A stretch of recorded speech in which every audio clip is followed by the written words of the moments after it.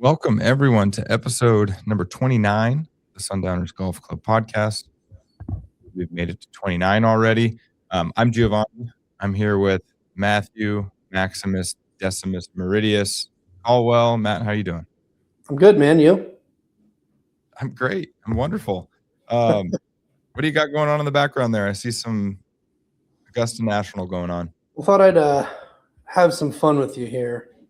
So I'm playing a little tournament. It's the Masters. I was gonna see if you could guess the year, and then there's a fun fact about this year that we're watching here. Okay. Well, before we went online, I saw Tiger with his little straw hat. So my first guess was 96 Masters, his first Masters. But it sounds like that's not correct. It is not 1996. No.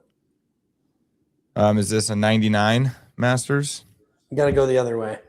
Oh, but this was before Tiger. So is Tiger not in this Masters? This is pre-Tiger.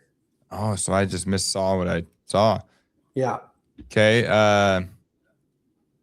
92 Masters. This image right here should help give you some info. We got Bernard Longer in the background. A young Bernard Longer. Nope, you got it. You got to help me with this one. So 92 wasn't bad. 92, boom, boom, couples won. But this is the following year, 1993.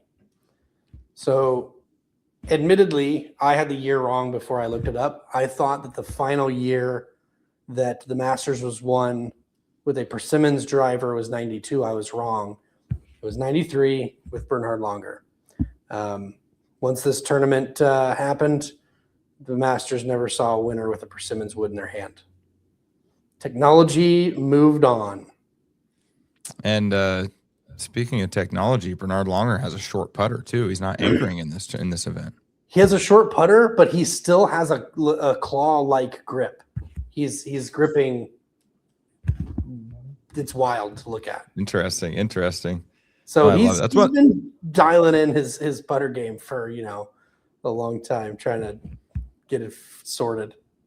I'm sure we talked about it when we did all those podcasts around the Masters when Rory won his Grand Slam, but the Masters does it better than like anybody else in sports in terms of covering a golf tournament, and the fact that we can all just go to YouTube and watch the full final round of a golf tournament is remarkable.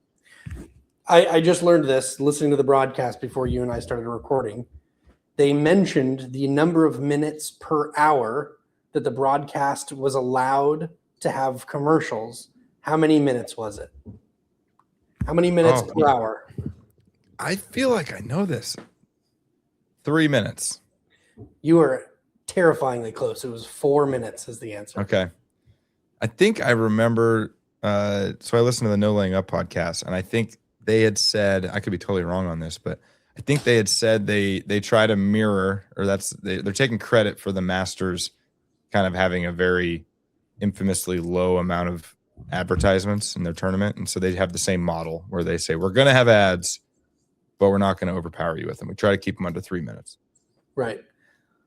I think that's great. I mean, I'm watching this broadcast, and man, it's shot after shot after shot. I mean, you watch this shot, and then it just goes next. Here's Seve. He hits his shot, and as soon as the ball's done rolling, he does the hat tip. Oh, we went in. Sweet. All right. On to the next guy. So speaking of ads, we're also going to try to keep ours within 3 minutes per hour. It's a little easier to do because we have exactly one sponsor, and that is the Pick Me Up Coffee Company. It is locally owned here in Tri-Cities. They have 2 locations, one in Kennewick off of 27th and 395. The other one's on Dallas Road in Richland. Go check them out. They got the best coffee in town. Matt, what did you order last time you went? My go-to, man. I don't venture off. I get a 16-ounce iced triple breve. The Matt with 3 T's. Now, you did share some pictures of a new purchase you had over the weekend. Oh, yeah, I did. Yeah. But before before we get into it, I want to just share a little something. Okay, I know what we're doing here. So when Matt and I decided to start doing a podcast, Sundowners was what, 4 or 5 years old at that point. And we're starting to branch off into other things, and we kind of have our head in the clouds on, maybe someday we can make this into a profitable business. And I always joked saying, someday we're going to go on golf trips sponsored by BMW. And I say that because I'm a fan of No Laying Up, and they're sponsored by BMW. So all of their golf videos are sponsored by BMW. And Matt wouldn't even let me get the sentence out of my mouth because he's a self-proclaimed Mercedes guy. He wouldn't even let me dream for a moment about having a golf trip sponsored by BMW. Then I get a call from him, and he tells me he's testing out cars. And he says, well, I drove this BMW, and then I also drove this Audi. I liked them both. And I said, hold on a second, Mr. AMG Mercedes guy. You're over there cheating on Mercedes the second you have a chance. So explain to me how that process was and what kind of car you ended up getting. So I'm, trying to figure out the best vehicle for my, needs. And I settled on getting a sedan, and I wanted it a little bit, bigger for, I've got kiddos. So just looking at the bang for your buck and the quality of drive, I felt like Audi delivered in more, boxes than Mercedes did in this instance. So the Audi is just a little bit more fun to drive without getting into the AMG world. Mercedes is very comfortable, very floaty, driving on a cloud. Audi is a little bit more punch, a little bit more fun to drive. So I went with an Audi. I got myself an A6. So right here, Audi Tri-Cities. So, well, I'm happy for you. Good for you. I'm glad that you could show a little open-mindedness. So, yeah. Well, I was worried that you were gonna had like some recording of me mentioning, something bad about Audi, and you're gonna play it. Oh, no. I wouldn't do you like that. Now, I do actually. I had this thought the other day. I've mentioned No Laying Up 1,000 times already on this podcast, but I was really interested in finding out what type of recording, like hardware, they use. Yeah. So I was going back and looking at different podcasts that they have on YouTube to try to see what they have. And anyhow, I ended up stumbling upon a Reddit thread about No Laying Up, and I believe it was on the No Laying Up subreddit. And it was like majority of the comments were bashing on No Laying Up, saying how they don't like their product anymore. They're selling out because they have advertisements, all this stuff. And it kind of caught me by surprise because I'm pretty staunch No Laying Up supporter. May have listened to just about every episode that's since they started. And I like them. I don't think they've sold out. And I got to thinking, I just want this to be on the record early on in our podcast years. If we ever get to a point where we have enough listeners where we can have sponsorship dollars come in through ads on our podcast, we're going to do it. Okay. Yeah. I want that on the record. I sure hope it doesn't come off as selling out when we get to that point. But I think you're a crazy person if you think people can run a podcast, especially once it gets the size of No Laying Up. If you can run a podcast without accepting any ad revenue, it is insanity. Yeah. And if you listen to their podcast versus like Pardon My Take, that's another podcast I listen to. They got a ton of ads. It doesn't bother me one tiny bit. You just hit the little plus 15-second button a handful of times and you move on. So No Laying Up does a heck of a lot better job than that in terms of minimizing the amount of ads on their page. But I think that's crazy talk for people to say. If they've been listening to No Laying Up for as long as they have, for them to say they're selling out, I think it's bonkers.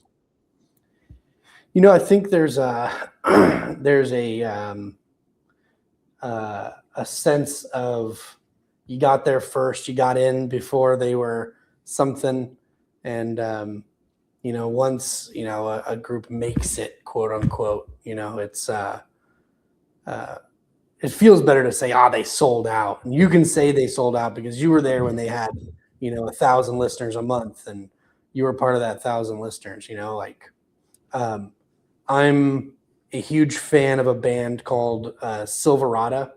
They used to be Mike and the Moon Pies. And when Spotify Wrapped would come around, I was always, and I'm not exaggerating, 0.03% fan base, like listening fan base on Spotify. So like it might be their moms listening more than me, right? Like I listen to these guys religiously. And they dropped down my rankings probably because they got more popular, not because I listened to them less. Right. But I was like, for me, I'm like, man, that's cool. Like finally, because I mean, I've seen these guys perform in front of, 12 people. And like, I felt bad because I think that they're a really, really good band. I'm like, man, only 12 people are here. Like, this is insane. So I think there's a little of that sometimes, of people get a little weird about the thing they got in early on being big. Oh, yeah. So, Well, if you look at specifically at the No Laying Up podcasts, like some of their coolest products are how they cover their golf trips, and they get to go to these really cool places and they shoot these things with awesome footage, and they kind of give you a whole day in the life thing. Those are the coolest products they have to offer, and someone's got to pay for them, right? And so when you have a listenership like they do, like I said, they're not even as crazy as other podcasts, but also, like, what better place to have ads than a podcast where there's a little built-in button on everybody's phone that lets you skip 15 seconds or 30 seconds. So anyhow, this is my way of going to bat for No Laying Up, saying keep doing what you're doing, and I hope someday that somebody can complain about our podcast having too many ads, because that means we have ads. They'll be mad at me, BMW. Yeah. If they come knocking, I'm answering the door. Yep. So anyhow, in the golf world, so we had actually quite a bit going on this weekend in the golf world. We had a couple DP World Tour events. We had yet another Australian Open. This was the Crown Australian Open. The same weekend down in South Africa was the Nedbank Golf Challenge in honor of Gary Player. That's the name of the event. We had the Grass Leagues Championship, which I'm excited to talk about because we had, I guess we'll just call it, we had a sundowner playing in the event, which was pretty cool. And then, of course, on the PGA Tour, we had the Hero World Challenge in the Bahamas. So where do you think we ought to start, Matt? Let's start at the Crown, Australian Crown Open. I think I messed up the name there. The Crown Australian Open in Melbourne, Royal Melbourne. So I tuned in for highlights of this one. That's one of my favorite golf courses that they play the Open at. It's on my long list of courses I'd like to play if I ever get around to traveling overseas. So that's one of those tournaments where the golf course is the main event, really. I did fact check myself on this along the way, but Rasmus Nergaard Peterson did in fact win the tournament. I know I got it wrong a few weeks ago. How many times did you double check? Well, I watched the highlights, and then I went through Google, typed in DP World Tour, and now it shows that Matthew Fitzpatrick won 2 weeks ago. So I did go straight to the European Tour website, which for the record, it still is europeantour.com/DP World Tour, which I don't understand the nuances of that. But anyhow, so I went straight to the source. Rasmus Nergaard Peterson, he won by a stroke over Cam Smith. This tournament and the other DP World Tour tournament, both littered with very familiar names. Cam Smith was one behind him. Siwoo Kim finished solo third. Adam Scott's there finishing in fifth. We got the Race Creek Pier Inner guy, Jose Ballester, was in the lead or in the top 10. Carlos Ortiz, a lot of live guys. For some reason I always find myself just highlighting live guys. Caleb Surratt, I believe he might be the biggest non-live fan. I think Matt. Here's the deal.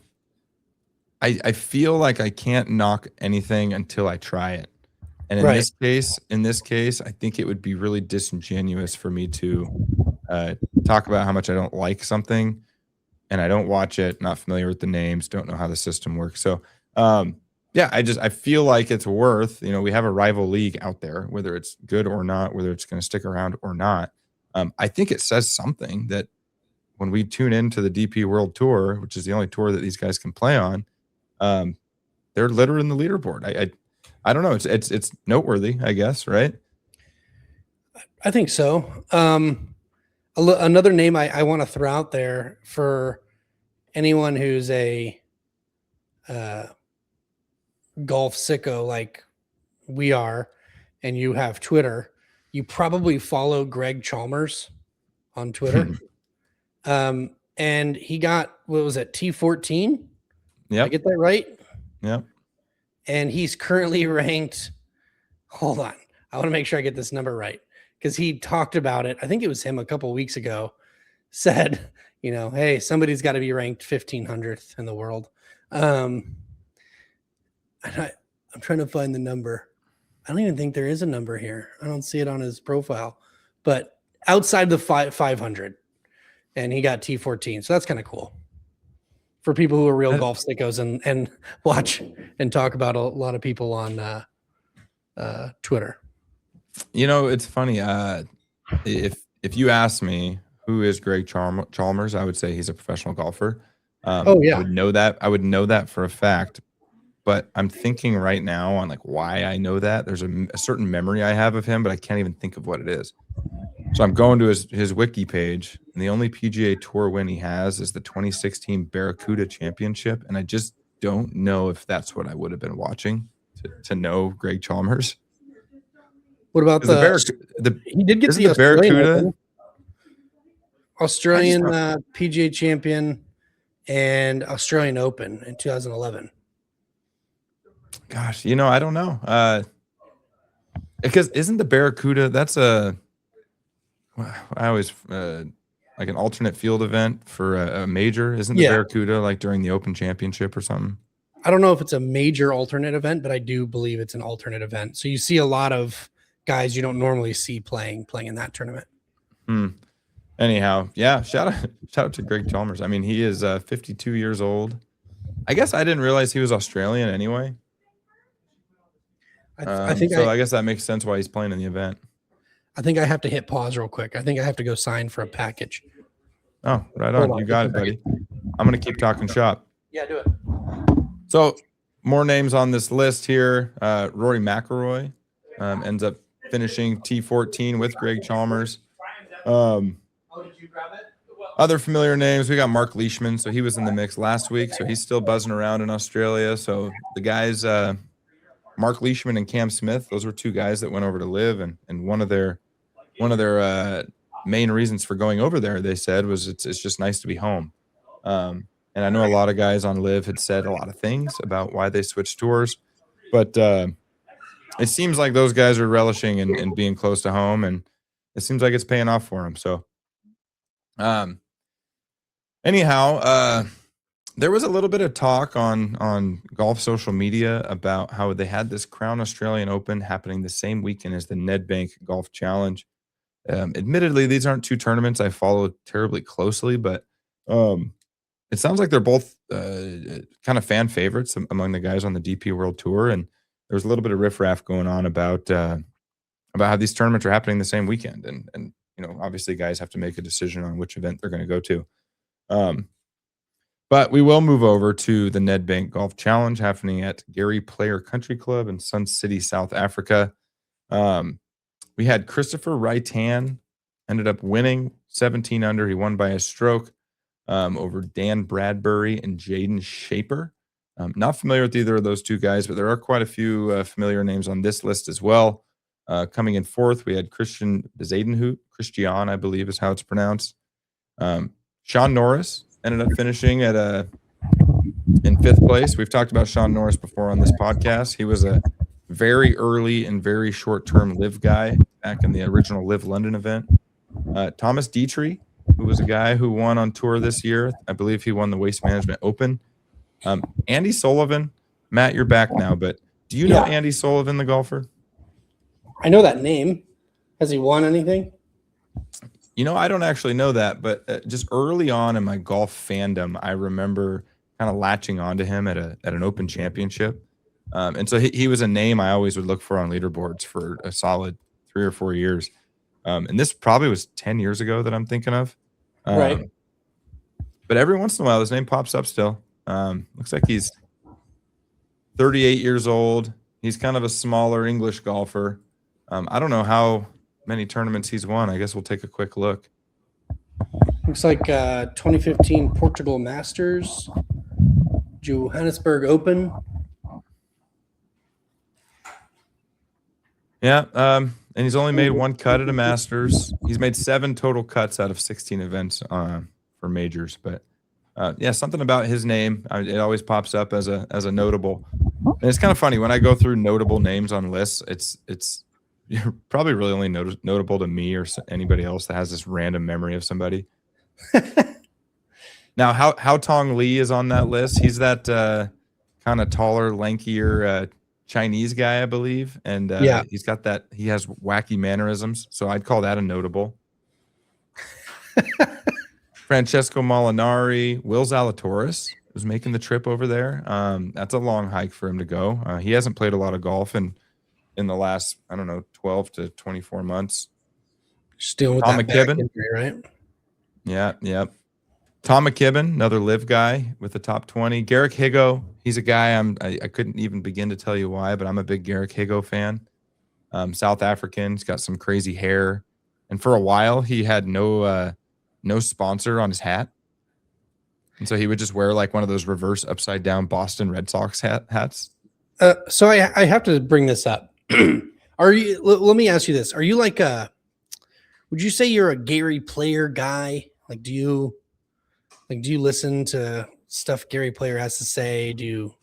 I mean, for us, our generation, we're not, we didn't really watch Gary Player play. So at least for me, my memory of Gary Player is him, hitting the ceremonial first shot at the Masters. And Yeah. You know what, Matt? I put Gary Player in the same category. I put we've talked about him before. What's his name? The sicko Navy Marine, not Navy Marine, the Navy SEAL guy, Army Ranger guy. Jocko Willink? No. He's like the motivational guy. He does ultra marathons. Oh, stay hard. What's his name? I know exactly who you're talking about. I can't think of his name. I'm going to find him really quick. David Goggins. Okay. Goggins. So I don't know if maybe I haven't talked about David Goggins, but I promise this has to do with Gary Player. But so David Goggins is he went to Army Ranger School. He also is a Navy SEAL, and he does ultra marathons, and he's a big kind of mind over matter guy. And I read one of his books. I think it was called Stay Hard. No, it wasn't Stay Hard. Gosh, this poor guy. I forget his name. I forget his book. Huge I'm gonna fan. look that up too. Well, it's called Can't Hurt Me. Okay, so I read the book, and it's a good book, and he kind of talks about his story. He said he grew up as kind of a chubby black guy who delivered pizzas, and he was just the laziest guy on earth until he finally snapped out of it, got in the military, and just kind of found this passion and mind over matter and setting challenges and overcoming obstacles, all this stuff. By the time I finished the book, I just kind of felt sad for him. There was a paragraph where he described that he had a son with his first wife or girlfriend, and that was the only mention of his son in the entire book. Oh, geez. And he goes on to tell this story about how his pregnant wife and his mother-in-law were going to do this marathon, and he was out with a foot injury, and he was talking about how he's there to support them, but he just couldn't help himself, so he just ran the marathon himself too. And it just kind of felt like, I think there's more to life than what you're telling us in this book. And so I appreciate what he does. I think it's impressive what he does, but it's not what I want to do. Right. And I feel the same way about Gary Player. He's got a lot of really cool stories, a lot of good things to say, I just think it's good for Gary Player and not good for me. I don't want it. Sure, Gary Player is going to tell us about how he would bring dumbbells on golf trips when he was a pro, and he tells us about how well he eats and how much he exercises in his ripe young age of 92 or something. Um, just pump the brakes a little bit, Gary. Okay, just pump the brakes. It's okay. You had a good career. Let us enjoy the golf that's being played now. I mean, you said all of that without mentioning his Masters antics and Oh, the are we talking about when he was trying to pitch his golf ball brand with his son or something? So I'm going to circle back to Garrick Higo, and maybe I'm making this up. Maybe I totally made this up, and it's just the South African connection. But I remember when Garrick Higo first kind of made an appearance. Gary Player obviously was very much pro Garrick Higo. And because I don't really like Gary Player, I was like, you know what? Not a Garrick guy. Done. That was easy. So when I see Garrick Higo not winning a tournament, I go, yeah, well, and he might be a nice guy, and maybe I'll get turned around on him later, but his early association with Gary Player was not good for his stock. That's the hard thing about maybe sports in general, but I think more so golf, is how many people are you fans of for like no reason, or not a fan of for no reason? I mean, we talked about this, right? Like, my perfect example is Ricky Fowler. Like, Ricky Fowler had a very, very short stint where he was super, super competitive. But outside of that, he's just been kind of meh. But I love Ricky Fowler. Oh, yeah. There's like, I'm a big Eric Van Rooyen fan. Okay. And I know I've watched him win. And in fact, I think he won an alternate field event last year. But I just like him. I don't even like his style. He wears joggers and stuff. I don't like his style. When I watch him, I'm like, I don't like his outfit. But I sure like Eric Van Rooyen. Right.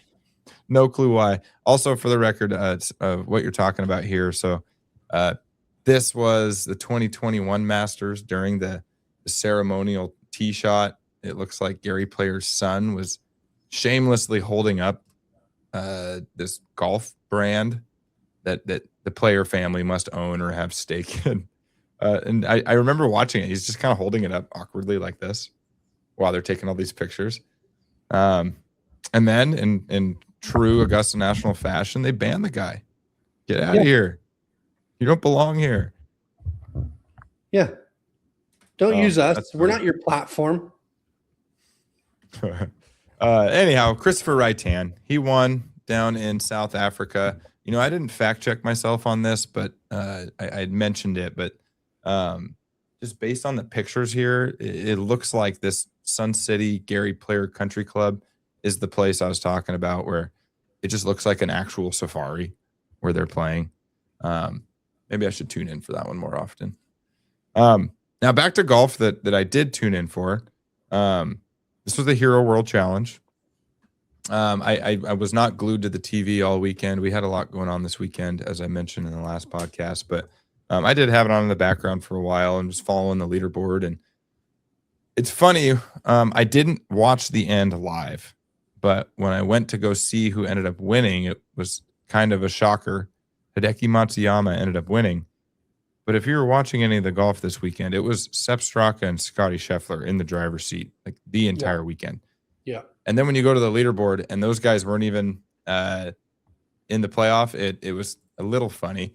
Sepp Straka ended up getting third and Scheffler finished T4, but it was Hideki Matsuyama and Alex Noren in a playoff hole to win the event.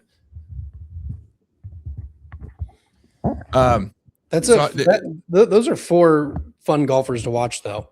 All very different, all fun to watch. Well, this event. Well, first I was going to talk about my experience watching the event, and this is in stark contrast to playing the Crown Australian Open at Royal Melbourne. But they're playing it. If you look at it on the PGA Tour site and you look at course, it just says Albany. I believe at some point it was like the Albany Resort in Bahamas or something like that. But anyhow, it's a resort course in the Bahamas. There was some chatter about the course from my favorite golfer, Wyndham Clark, which we can get to. But just watching that golf compared to watching Royal Melbourne is just meh. I hate to be a little poopy pants golf course critic guy, but when you watch the best golfers in the world play a resort style golf course, it's just something kind of unintriguing about it.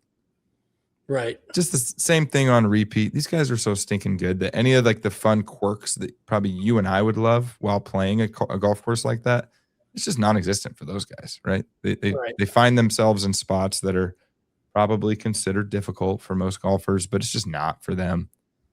And anyhow, I mean, it's PGA Tour golf. We get that like week in, week out, so it's not like it's not fun to watch, right? I don't tune in to watch these guys play the world's best golf courses every week. I tune in to watch Scotty Scheffler and I was actually going to say Harris English because with all this Lane Kiffin talk, Harris English looks a lot like Lane Kiffin, by the way. He does. Now that you say that, I see that. Yeah. But I tune in to watch the guys that I know and love play golf, right? Just an observation. Are we going to talk about the Wyndham Clark comments this weekend? Yeah, I think we should. Let me pull up exactly what he had said. In fact, I'll share it here if I can ever get to it.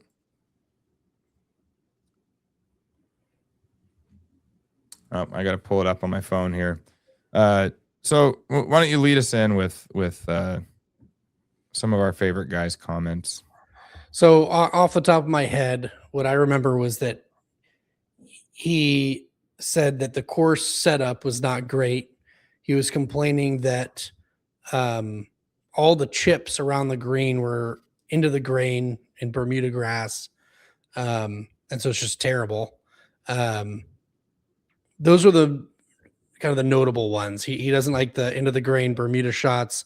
He doesn't like the course setup. And he's just kind of complaining about it. And I'll be honest, ever since the trashing of the locker room incident, I'm very much not a Wyndham Clark guy. But while Wyndham Clark was complaining, when he complained, he was near the top of the leaderboard. And in Matt's rule, school of determining if what you said was okay or not, if you're bitching and moaning about something, but are also at the top of the leaderboard, you're allowed to say those things. And so I think I can see why people got grumpy, right? I mean, it's a course or it's a tournament associated with Tiger.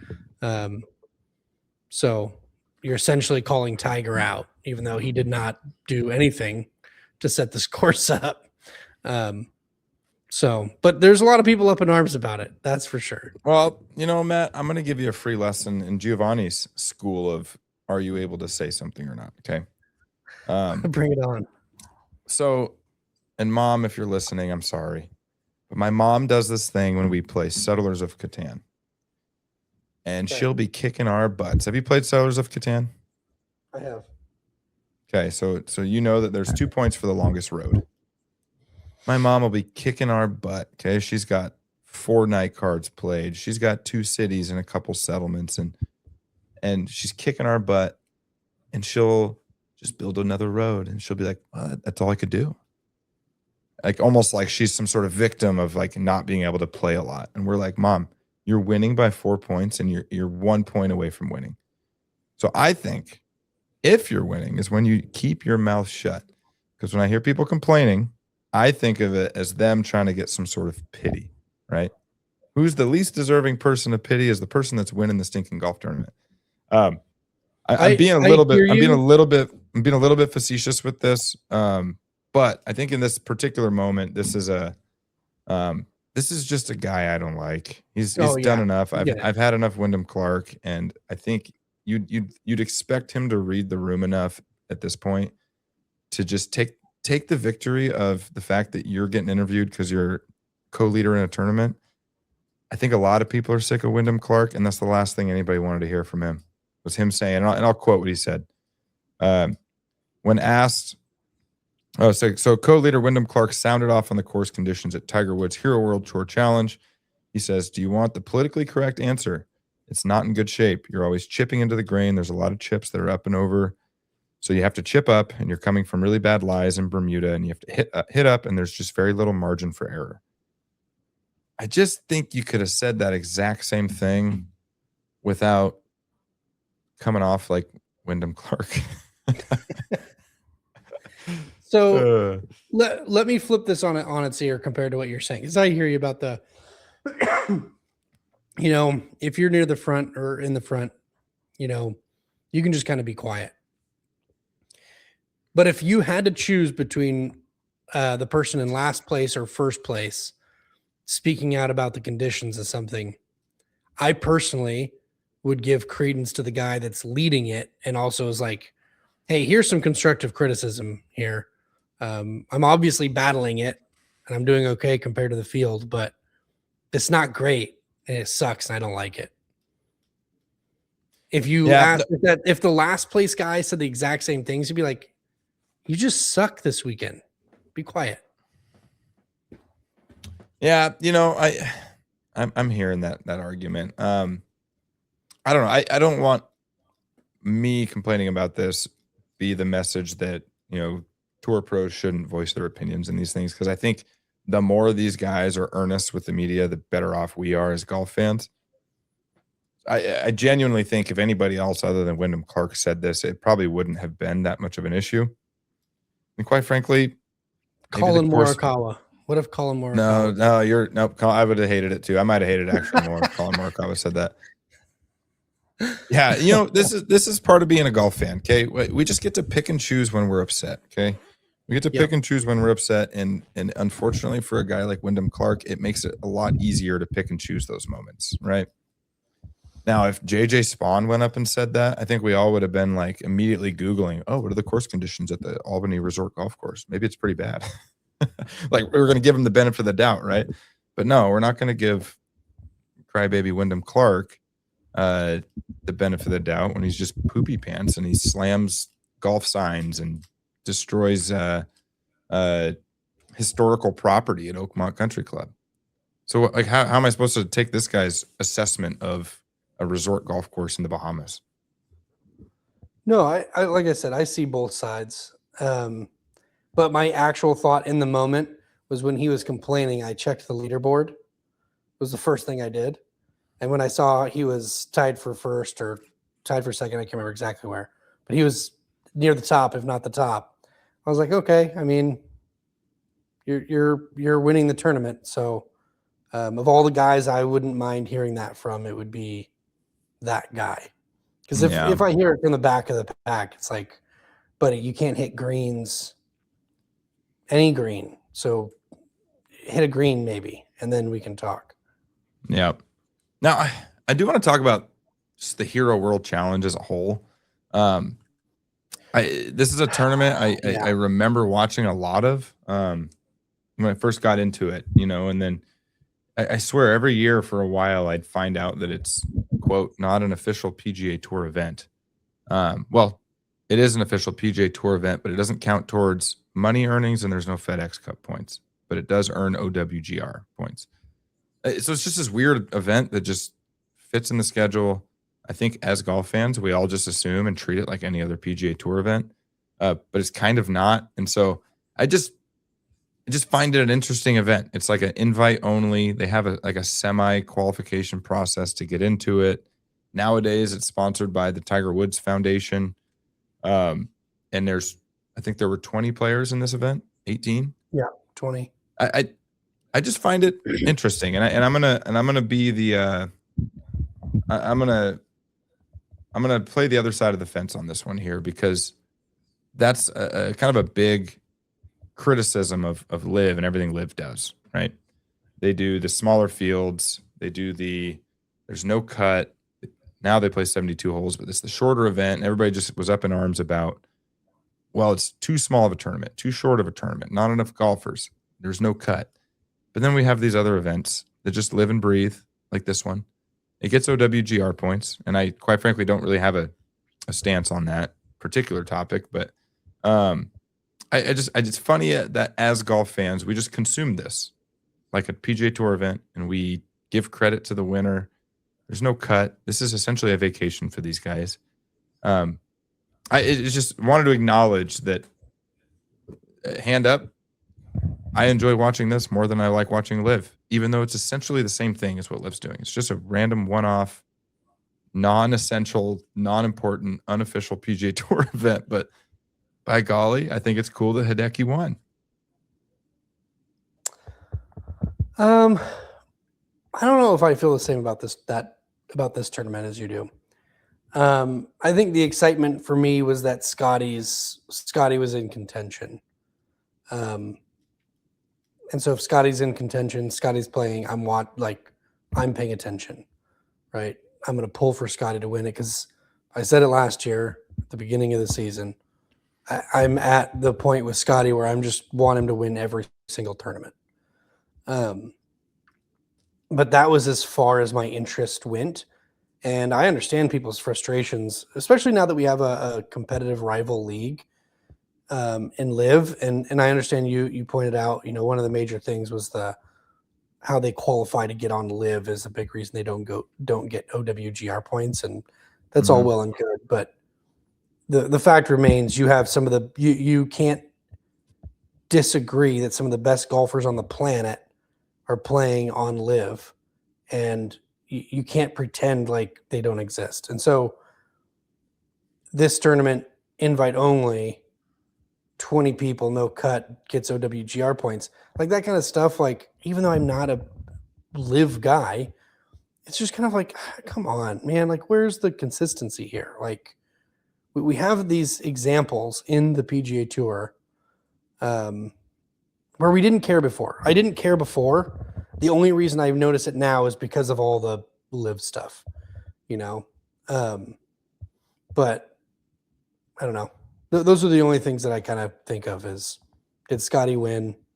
And must be nice getting OWGR points.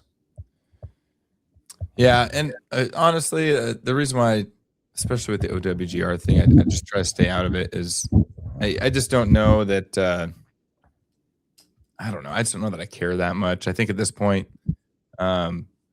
we all are smart enough human beings to recognize that there's some clear talent playing at Live, and they're not earning OWGR points, and so it just doesn't seem like a very representative metric for who really are the best golfers in the world, and I think that's okay. I think OWGR initially existed for like major qualifications. I think that's why they even started the OWGR, was to measure people to allow them to play in the majors. And so now that we have an entire league of guys not getting OWGR points, why do we need to care about the OWGR anyhow? But it just seems like there's certain points that we all, as golf fans, especially people that were anti-Live, just kind of pick these things and you just die on those hills. But I think at a certain point, you got to just look in the mirror a little bit and say, okay, maybe those things aren't that bad. We can just say we don't like Live instead of trying to take these little moot points, right? Speaking of Live, there's some rumors floating around that Brooks Koepka is trying to get out of the Live Golf League for 2026. I think right now they're really just rumors. I think the rumors probably for the last maybe even 12 months was that Brooks Koepka hasn't been happy on that tour. I don't know that I know why, or it's been reported as to why. I think we might all be able to guess.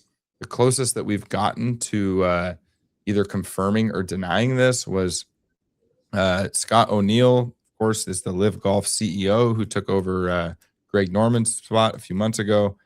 He had said that he's making no announcements on players, but Koepka is signed for 2026.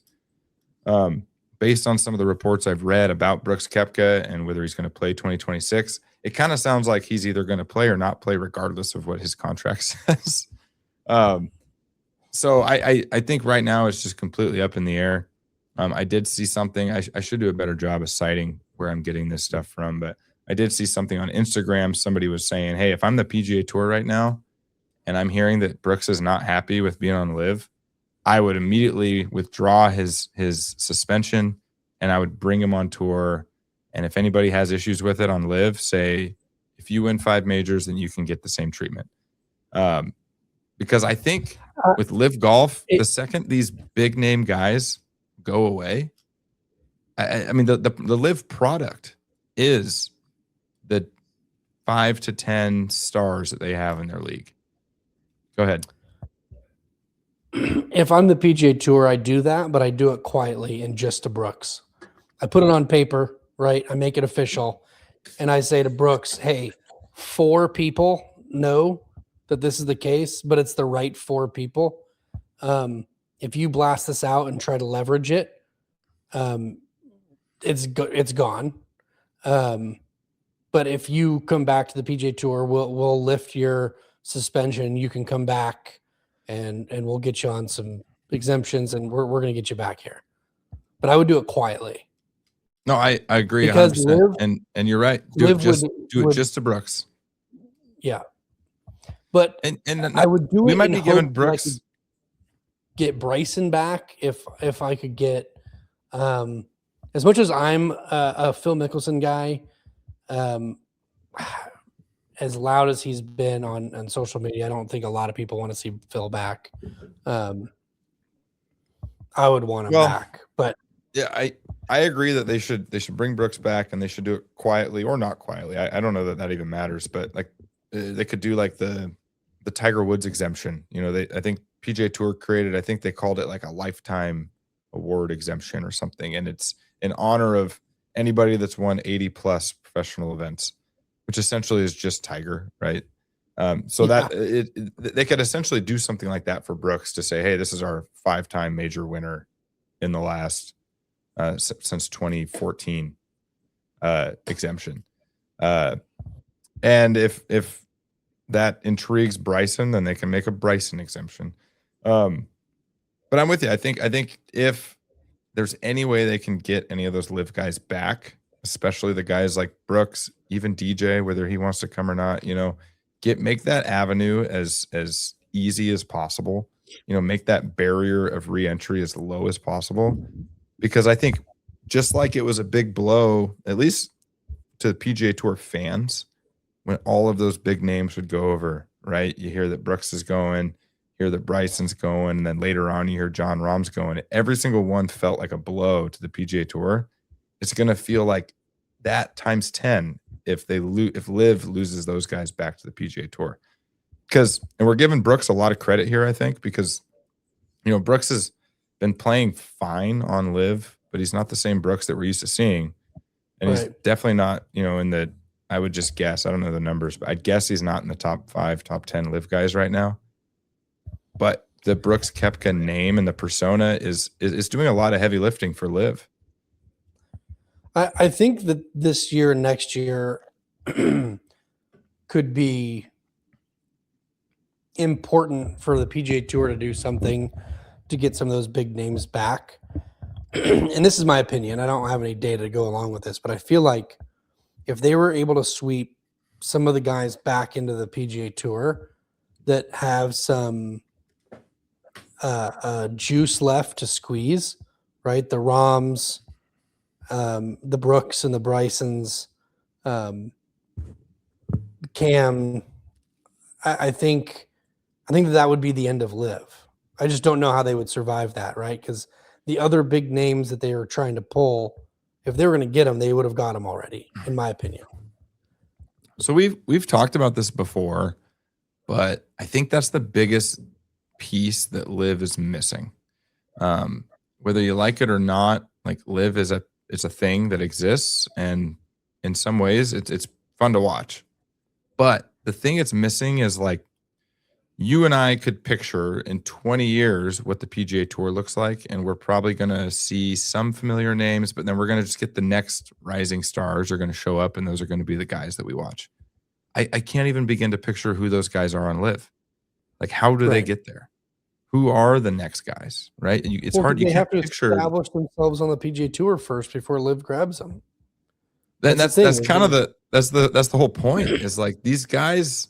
I'd say like the Race Creek PR Inter guy, Jose Ballester.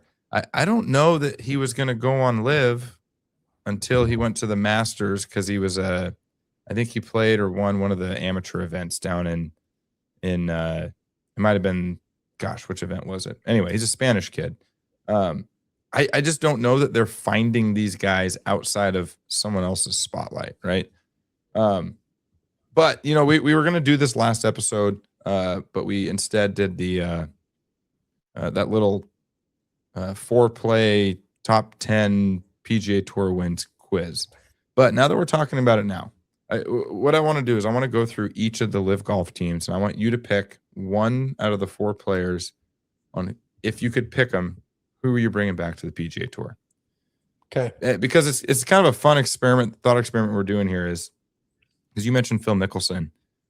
I don't think you'd be kidding yourself if you didn't think Phil Mickelson is just like one of the most famous, probably athletes of the last 20 years.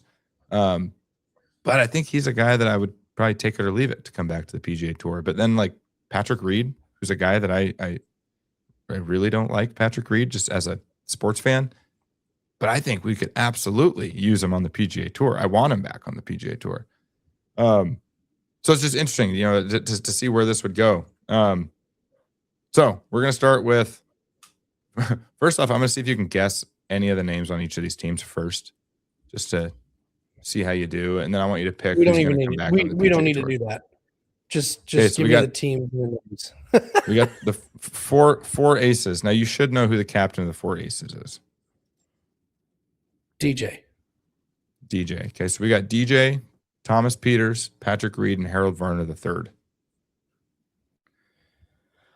I feel like we've had this conversation before. I guess we didn't do it on the pod, but if I was going to get DJ back, I would pick DJ.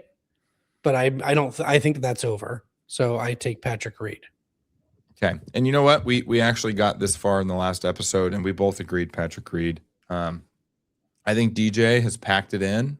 I think he's doing great, and I think, I just don't think he has that professional athlete juice in him anymore. So I think Liv is perfect for him. But he was definitely like a top 3 guy for me watching when I first got into golf. Okay, so next up, tell me if you can name the captain of the Cleeks Golf Club.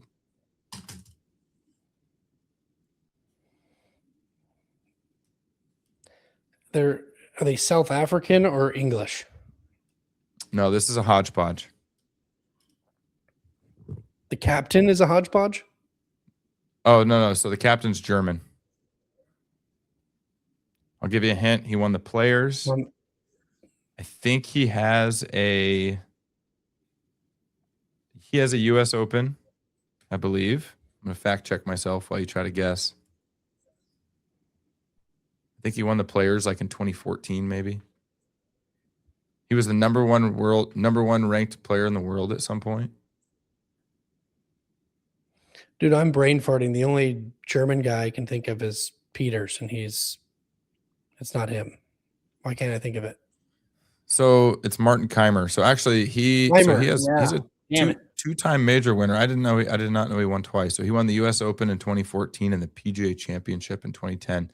So he's the captain of the Cleeks alongside my favorite live golfer, Richard Bland, Adrian Meronk, and Victor Perez, who just joined Live Golf not more than a few months ago. So who are you picking? I know who I'm picking. Pick one of those. You got to pick one. You're picking Richard Bland. I'm taking Richard Bland. I mean, I guess I take the 2-time major winner, right? Yeah, I mean, you kind of have to. Although, if I'm gonna give an honest answer here, I think I would actually take Adrian Meronk. He was I don't know if he was ever a official PGA Tour player, but he was kind of a rising star, up and comer. Gosh, and here I am. This is another one of those moments where I know who Adrian Meronk is. I've always known who Adrian Meronk is, but I don't have a specific memory of it.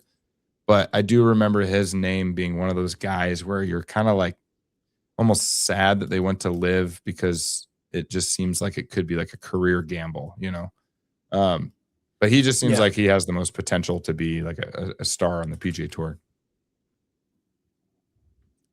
Also, the cliques are awful. So they've been awful for the last like 3 years. All right, we're gonna move on to the Crushers. You should know who the captain of the Crushers is. Bryson. Bryson. And now this isn't even a. We all know the answer to this, but who you picking Bryson. between Bryson, Paul Casey, Charles Howell III, or Anirban Lahiri? Bryson. You know, I'm going to actually take it a step further. I think PGA Tour should offer Bryson whatever Liv offered him to go there. Just offer him the same thing. I don't know how much it was. 200 million. I don't have a clue. But I think he is the most influential golfer right now at this moment in the greater golf landscape. I'm saying this because I feel like if he comes back to the PGA Tour, I'm going to be like vindicated. I believe Bryson DeChambeau would be rivaling Scotty Scheffler and as to world number one. He played in 5 events this last year and was still in the top 15. 5 qualifying event. 5 qualifying events. He was top 15. And the worst part is we won't ever know that. I agree with you. I mean, he's remarkable. It's insane that, you know, one of the big things that gets talked about the tee box. He's one of the best scrambling golfers, the wedge in his hand on the planet, and he's a significantly above average putter. I mean, he has 3 of the 4. So one of the things that gets talked about for the guys that went to Live is, can they stay sharp? They're playing a lot fewer events. They're not even playing as many holes in these events. There's no cuts. Can they stay sharp when it comes time to majors? And Bryson essentially slammed the door on that argument because he's been playing the best golf of his career since he went to Live. I think he genuinely is worth just a massive signing bonus. Bring him to the PGA Tour and let him cook, let him do his thing. Let him do his YouTube stuff because but the PGA Tour doesn't have signing bonuses. How would you do that? Well, yeah, you're right. We need to find a way for it, right? Maybe that's part of this whole, like, you know, what years ago everybody was talking about unifying the golf world. Is Liv going to merge with PGA Tour? Are they going to unite? Ever since we had this SGS financial infusion into PGA Tour and PGA Tour Enterprises, and the whole point was to try to find a way to settle a deal with Liv Golf. Maybe part of the deal is they need to adopt a little bit of that Saudi financial compensation packages that people were getting to retain some of these guys, because Bryson is a needle mover for sure. And I don't even like Bryson. I can really appreciate what the heck he's doing, but I don't even like him. You can't deny that this guy is like the biggest needle mover right now in the golf world, in the greater golf world. So we got to get him back on tour. Absolutely, 100%, 100%. Do I think Scotty is the better golfer? Would I pick Scotty's career over Bryson's 100 times over? Yeah. But there's not little kids running around talking about Scotty Scheffler. They're talking about the Bugatti that Bryson DeChambeau is going to give away when he hits a hole-in-one over his mansion in Dallas. Yeah. You know who else lives in Dallas? Scotty Scheffler. All right. True. Anyhow, we picked Bryson. All right. Speed. Fireballs. Who's the captain of the Fireballs? Sergio. Mm-hmm. These are the Spaniards, or people that speak Spanish, because they have Abraham Answer, who's Mexican. But we got Sergio Garcia, Abraham Answer, Jose Ballester, the Spanish young lad we talked a lot about, and then recent winner in Australia, David Puig. Who are you taking? I'm going to say a name that I don't think you'd be guessing. And I'm going with a little bit of the youth, maybe recency bias, but I'm going David Puig here. I think for competition on the PGA Tour, I think Sergio, great golfer. I mean, of our generation, watching guys, I mean, he's up there, right? It was the most fun guys we've watched. But for long-term PGA Tour competition. I'm going to take Puig over Sergio. So it's kind of funny because I thought David Puig was the obvious answer in this. I think he's playing the best golf of the four of them. I was torn between Abraham Answer and David Puig. I think if we asked this question 2 years ago, I would have said Abraham Answer because when he came on the PGA Tour, he was kind of that guy that I think everybody was waiting to knock off a major. He just always seemed to be showing up in major championships early in his career. He was, like I mentioned before, one of those live guys that you're almost sad they're going because you would have rather just watched to see how their PGA Tour career pans out. But gosh, now that I'm looking, he's 34, which is crazy. For some reason, I thought he was so much younger than that. And I just remember seeing him. I feel like he was like the opening round leader in like 2 or 3 Masters in a row. He has a couple top 10s in major championships, but ultimately, I agree with you. Take David Puig, take the young guy, get him while he's hot, bring him back in. And he's only 24, so we'd have a lot of life out of him. Look at this gem, by the way. Look at this. John Daly. Anyway, sorry. I was All right, distracted by the mullet. So, Matt, I'm going to buy you a beer if you can name anybody who's not Phil Mickelson on the High Flyers.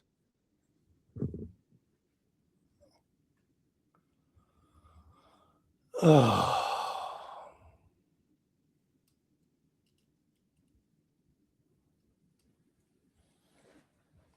I don't know if I can. I feel like one of them is a guy Phil's been like pumping his tires for a while. Is that accurate? If he has been, it's not been something I've come across. I don't know. So I'll give you a hint. I think this is true, but one of them, I believe, won the US Am at Pinehurst, maybe like in 2021. I'm going to fact check myself here. 2019 US Am at Pinehurst. Nope. Never quite found his stride on the PGA Tour. Okay, so this is Andy Ogletree. That name ring any bells for you? Yeah.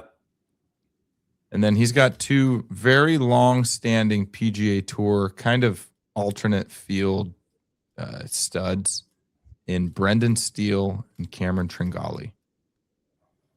Those are both names of golfers that I could probably spot them in an airport. I know their name. I know that I've watched them play golf, but I couldn't tell you if they've ever won a PGA Tour event or not. In fact, I think Cameron Tringali, I think he was kind of famously known for never winning a PGA Tour event, but he was a longtime PGA Tour guy. I think Brendan Steele actually won some events. And I have to pick between those 4 as to who I want back on the PGA Tour. Yeah, this might be the hardest one of all. I think it has to be Phil there, just name recognition. If Phil might be on the top 10 of the leaderboard, you want him over Brendan Steele or Tringali. Sorry. Well, here's the deal. And all Phil's 3 playing of the good other. golf still. That's the other thing. I mean, it has to be Phil, right? I mean, Phil's one of the most recognizable names in sports for the last couple decades, so it has to be Phil. But even the other guys, like we had Cameron Tringali for like 15 years. We had Brendan Steele for 15 years. Nobody lost sleep over them playing live. In fact, I'd bet you most people didn't even know they're on live. And then Andy Ogletree, I don't even know how long he played on the tour, if he even was able to qualify for a lot of events. I know he played on tour for some stretch. I don't know that he ever had a tour card. All right, this is the Seth Kitsky special. Okay, who's the captain of the Ironheads Golf Club? The Seth Kitsky special. And this is the team and it's like totally shameless. This is the team of Asian-looking guys. That's comprised of an American, a Kiwi from New Zealand, a South Korean, and a Japanese golfer. Jesus. I have no idea. Kevin Na. Oh my God. Okay. Kevin Na, captain of the Ironheads. They have been infamously terrible since the inception of Live Golf. They've also got Yubin Zhang. Not familiar with his name or game. Junichiro Kazuma. I only know that name from watching Live Golf. And Danny Lee, who was a PGA Tour player for some time. I think he actually won his first ever Live event in his first event he played over there. But that is the Ironheads. Who are you taking out of that group?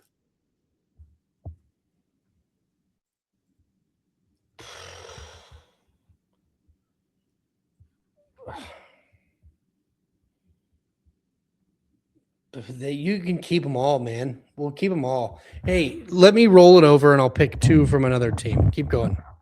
Okay, well, I'm going to take a pick. And this is, I'm not a big Kevin Na guy. I don't know that I dislike him. But I've always enjoyed Kevin Na. So I feel like inclined to take Kevin Na. But just this picture of Junichiro Kazuma, he just looks like a cool dude. Let me share this. I think you get the right hands on him, get him a good marketing team. He's like the Japanese Ricky Fowler. I don't know. I kind of like him. I'm taking Kazuma. Bring him on tour. Okay, we'll keep the screen share going. Okay. Teams? Is that how this works? Say it again. So did they get to pick their own team? So like all the Asian guys end up on one team, or did the Saudis determine that? Well, they have. I think when it started, the teams were just kind of formed, maybe a little bit naturally and a little bit based on, the big name guys that were coming in. But like Legion 13. Okay, so they made a whole team for Jon Rahm when he came in. He hand selected Caleb Surratt. I'm pretty sure Tyrrell Hatton came over with Jon Rahm. So I think there's a little bit of give and take, but they have a kind of a faux, I don't know, team building kind of franchise system in place so they can trade and they can pick guys up. But it's all very, I don't know, it's kind of behind the paywall. But here we are. So let's go move on to Legion 13. I don't even know if we need to have this discussion, but who you taking between Jon Rahm, Tyrrell Hatton, Thomas McKibben, and Caleb Surratt? You're probably Tom McKibben. No, I'm just kidding. Right. Jon Rahm. I was thinking the same thing. Yeah, Jon Rahm. And I think Jon Rahm is, maybe now, I know at the end of the PGA Tour season, he was number 3 in Data Golf World Rankings. I think it was Scotty, Tommy Fleetwood, Jon Rahm. He is a guy who is just no joke, still one of the best golfers on planet Earth, regardless of where he's playing. We absolutely, the PGA Tour is a lesser product without Jon Rahm playing in it. I think there's no doubt there. Agreed. Okay, I'm actually going to stop sharing now so that I can keep stumping you as we move on to the Majestics or the Majestics Golf Club. They get called the Majestics on the broadcast, but I think it's a wordplay on majestic. So Majestics. Anyway. Ian Poulter. You probably saw the visor, didn't you? I saw the visor. Now here's the problem. There's actually 3 captains on this team, so you have to name all 3. Oh, Pulte, Westwood. Mm-hmm. We got a Swede who also does a little hip. He does a hip sway. I knew that. Don't you do that? I knew that.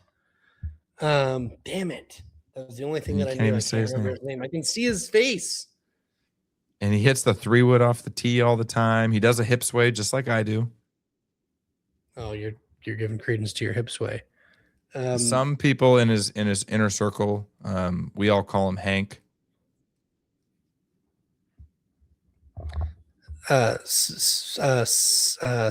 Sammy, the files are in the computer. So we got Henrik Stenson. Sam Henrik Stenson is the other captain, and Sam Horsfield. So I thought you were getting after Sam Horsfield here. Sam Horsfield's the only non-captain on this team. So this is like the Russell Crowe team from Mystery Alaska. We got a bunch of playing captains here. So who are you? Yeah, is that the second Mystery Alaska reference in this podcast? That's right. That's right. We are a hockey and golf podcast, considering that was my main sport. Okay, so we got Ian Poulter, Henrik Stenson, Lee Westwood, and Sam Horsfield. Who are you taking? It'll never be Ian Poulter. Other than he has a very, very nice Ferrari collection. So shout out him to that. I was always kind of a fan of Henrik Stenson. I kind of liked watching him play golf. A close second is Lee, but I'll go Henrik. I'll take Henrik back. Okay.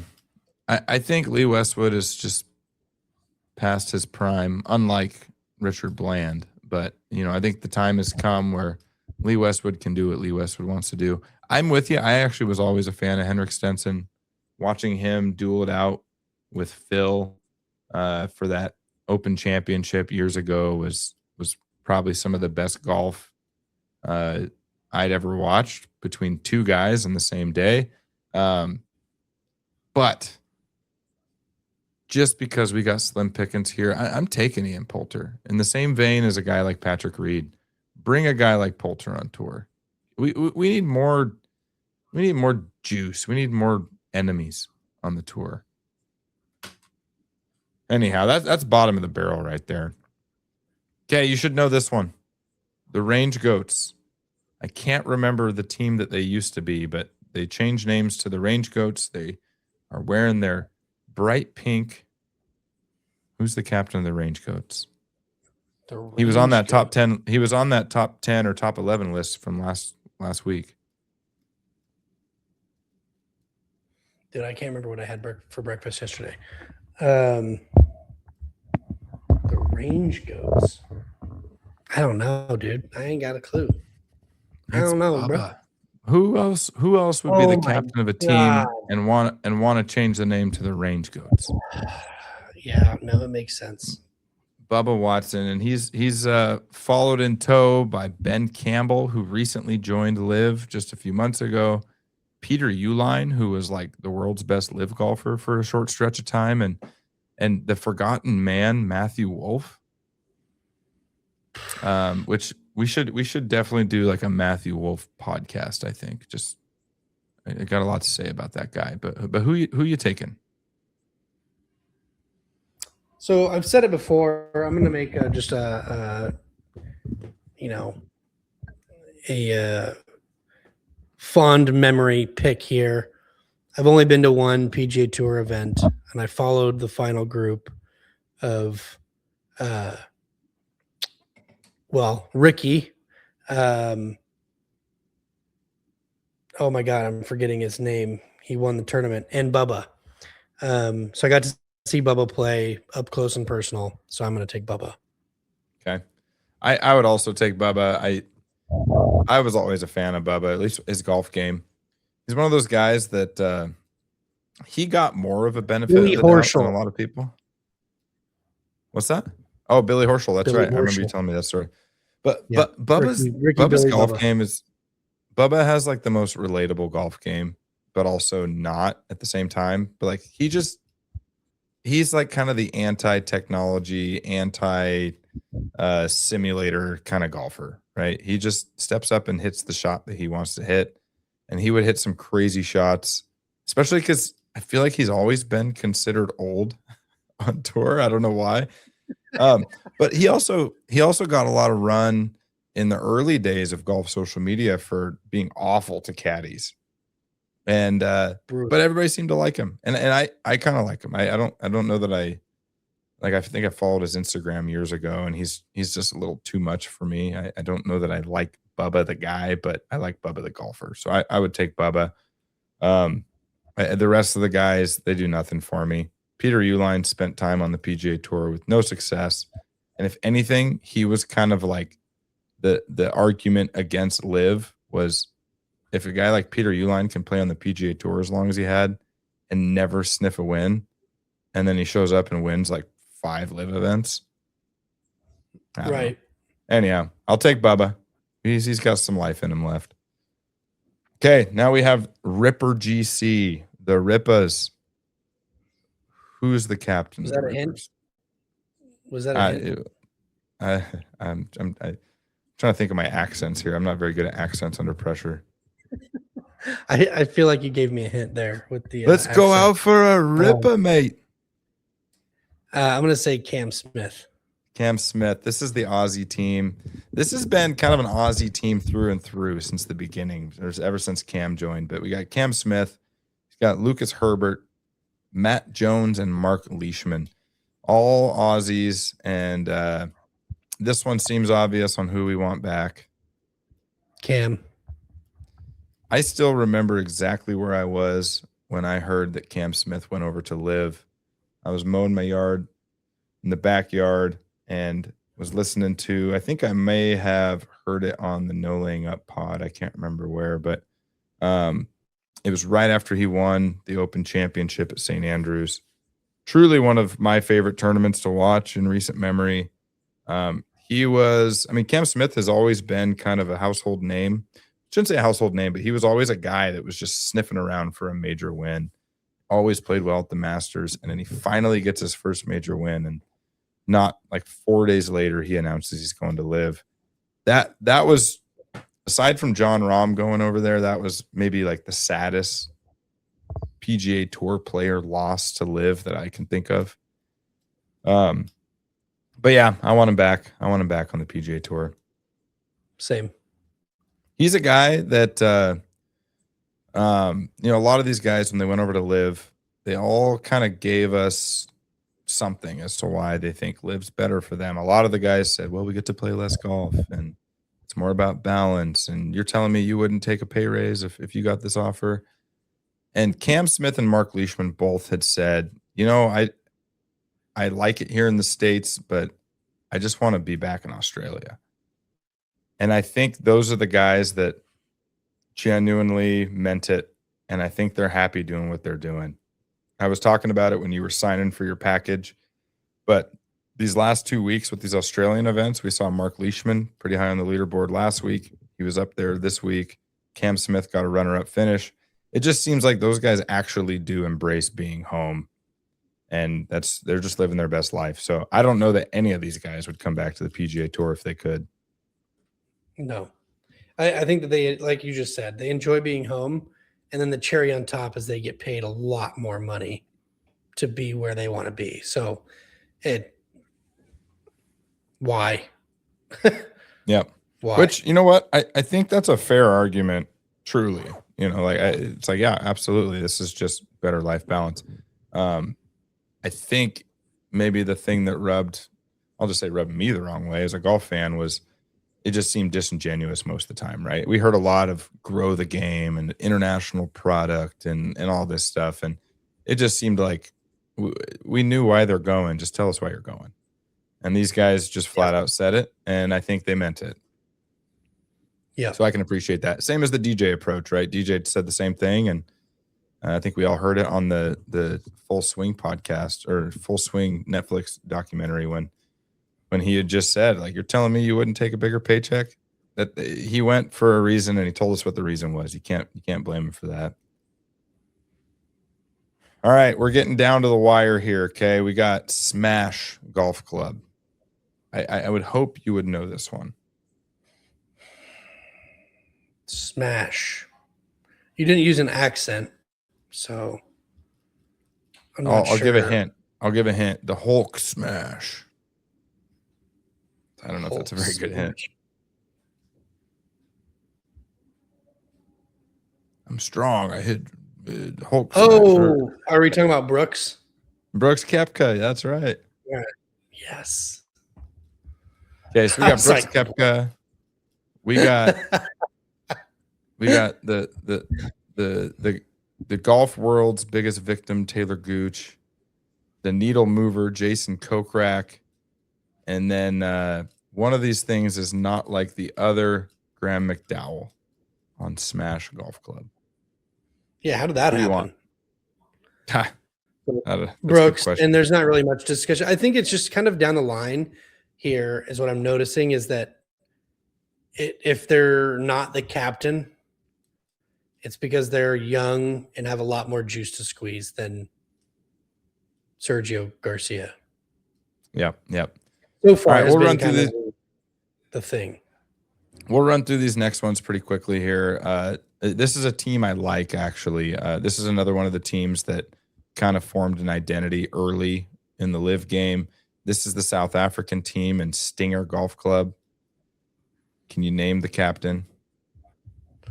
It's got to be the man who made one of my favorite golf shots I've ever watched and scoring a 2. I know your boy loves 2s. At the Masters, Louis Oosthuizen. Yep, that's right. Louis Oosthuizen. I believe that's hole 2, right? The par 5 dog leg left. Yeah, I remember watching that. Louis Oosthuizen's the captain. He's got Mean Dean Burmeister. I don't know why it burned in my brain, but it goes in and he just goes. We got Brandon Grace also. We got Charles Schwartzel. So we got two Masters winners on this team. Who are you taking home with you? This one's tough. You know what's funny is I've always been kind of a Louis Oosthuizen fan. This is another one of those ones where I've always enjoyed watching him play. So I'm going to go Louis here. Against kind of what I normally say. I'm taking Brandon Grace only because he is on the list. He's on the list of guys that I like for no real reason. The closest thing I can think would be my favorite golf tournament to rewatch of all time, and that's the 2015 U.S. Open at Chambers Bay. I think I've talked about that specific tournament on this podcast before, but even like last week, had a hard time sleeping, so I started watching the final round of that tournament. Brandon Grace was firmly in the mix until the last hole, and ever since then, I just would track his name on the leaderboard. He's had a lot of success at Live. In fact, he won at Live Portland when I was there. Gianna and I, she was sitting on my shoulders on the 18th, surrounding the 18th green, and we were on the broadcast, and everybody was chanting, "Let's go, Brandon." So I got to watch him win live and in person. So I'm taking Brandon Grace with me. No, that's fair. That's probably who I would have taken if I just wasn't picking based on my own likes. His makes a lot of sense. So, okay, there's one more team, Torque or Torque, as they say on the broadcast. This is the South American / Spanish-speaking people. I say that. I think I say that in jest, by the way. I think this is the team I was thinking of before when I brought up the Phil Mickelson stumping, because this is the Joaquin Niemann. Yes, so we got Joaquin Niemann's the captain. Yep, we got Sebastian Munoz. So for the record, when I make these what might sound like racist comments, I say it in jest because it does really feel like they pick these teams just based on like maybe they picked a theme and then they just tried to make it fit, right? So they got Chilean Joaquin Niemann, Colombian Sebastian Munoz, Chilean Mito Pereira, and then Carlos Ortiz, who's Mexican. Of course, that's North America, but they were like, well, this is the South American team, but not Mexico. But he speaks Spanish, so let's put him on the team too. So who are you taking out of that group? I'm gonna go Mito Pereira. Ugh. I like Mito. He hits it long. Let's do that. Yeah, I'm gonna push back on your Mito Pereira here. You gotta give me more on Mito. Why Mito? Why? That's because I want to. That's why. You gotta give me more. Give me more. What do you want? I just think objectively, Mito Pereira is by far the worst golfer on that team. by far. Maybe, but we weren't asking who the best golfer is. It's who you take back on the PGA Tour. All right, that's fine. You can take Mito. I mean, Joaquin Niemann's kind of the obvious pick here. He's for some reason always gets thrown in the mix as I think Phil Mickelson called him the #1 golfer in the world earlier this year. He's won a lot on the LIV Tour. Sebastian Munoz, before he went to LIV, was kind of knocking on the door of getting a win on the PGA Tour, and he's done well on LIV. Carlos Ortiz is for some reason a guy that I keep thinking is young, but I think he's actually older than me. He was kind of a young and up-and-comer on PGA Tour. Mito Pereira. So Mito Pereira at the PGA Championship, I think it was Southern Hills where Justin Thomas won, and he was on the 18th hole with a lead, and he had like the ugliest golf swing I've ever seen. Clearly a lot of nerves, a lot of pressure, and he hit it in the creek and was nowhere to be found and did not win the tournament. But I think that was like the only that was alone a surprise that he was even in the mix. And then he went to LIV and has been a total no-show. Nothing on LIV for Mito Pereira. I guess maybe what I'm saying is all three of the four of these guys, three of them have shown signs of like real signs of winning either a PGA Tour event or a LIV event. Mito's just the forgotten man. But you can have him. Oh, well. You can have him.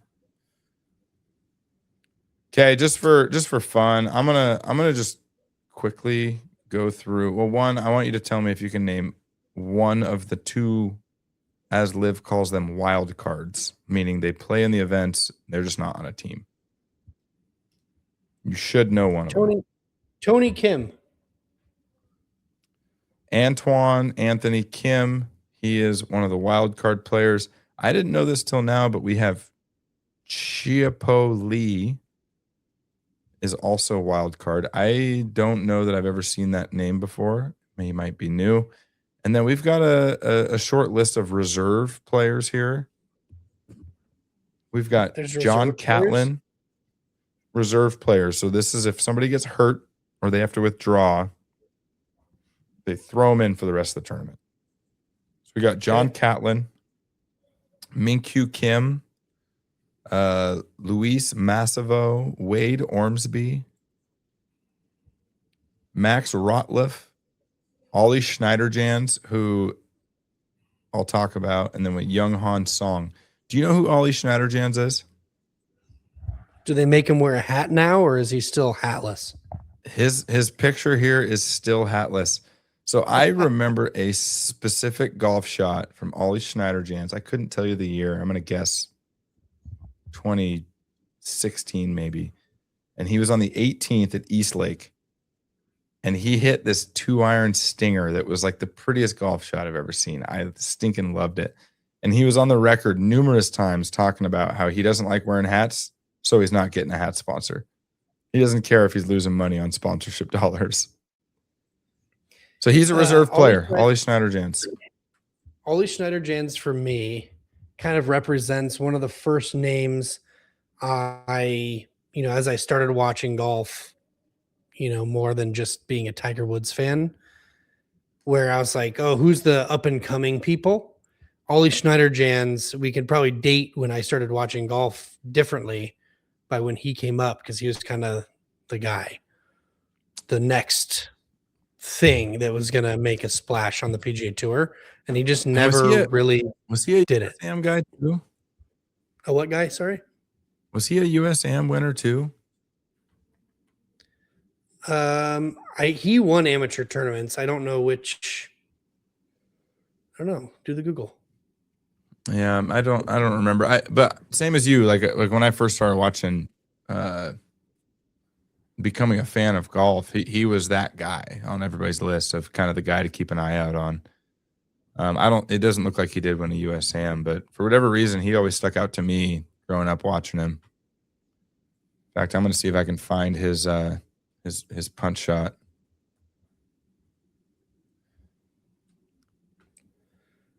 But here, I might have found it. Where did he go to school? Did he go to one of the blue blood colleges? Where did he go? Oh, he was a Georgia Tech guy. I don't know if that's a blue blood college to you, but That's not what I was thinking. I was thinking of something else. anyhow, it's funny. We spend a lot of time on this podcast talking about not golf, and today we spent majority of this podcast talking about live golf. Um, so here we are. We're touching all the bases on this podcast here. And honestly, to go back to the live thing, I do watch live golf. A lot of it just depends on where they're playing. I think if anything, live golf has kind of highlighted to me some of the unimportance of some PGA Tour golf too, right? Like if I tell myself that, well, I don't want to watch live because it just doesn't really matter, it's a dumb league, whatever. But then I tune into the Barracuda Classic, and I'm like, okay, well, why is this any different than live? Like this doesn't move the needle for me on who wins, and I only know 7 guys in the field. Like why is this a better product than live golf? And so I just try to kind of keep it even keel, and if I want to watch the golf, I'm going to watch the golf. And at times live golf is where I'd rather watch. But speaking of more golf that can be watched, that's kind of new. I didn't watch this time, but I do want to shout it out. But that's the Grass League. I feel like the Grass League has kind of taken over social media lately, but it's I guess I don't even fully understand it, but it's a golf kind of championship series. Takes place in Arizona. And they've got these different franchises, and they're getting some real clout as they go along, with names like Wyndham Clark, who's an owner or sponsor of one of the teams. I think Mark Wahlberg is an owner or sponsor of one of the franchises. But the main reason I want to shout out the Grass League is they recently had their championship this last weekend down in Arizona. But one of the Sundowners' own, Andrew Von Lasso, who is a Spokane native from Spokane, Washington. He also is the owner of the Lead Tape Chronicles Instagram page, which I have a funny story about that. But he is on the LA Roses, who ended up winning the event, I believe. I know that the actually I'm looking at the rankings here now.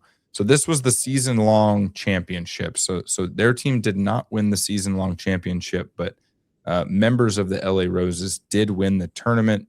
That was Gabby Ruffles and her brother. Ended up winning the tournament with a $40,000 prize. Andrew Von Lasso, who I think he's like a +4 handicap. He ended up finishing T28, which is a respectable finish, but he was rocking some Sundowners gear while he was there, which we greatly appreciate.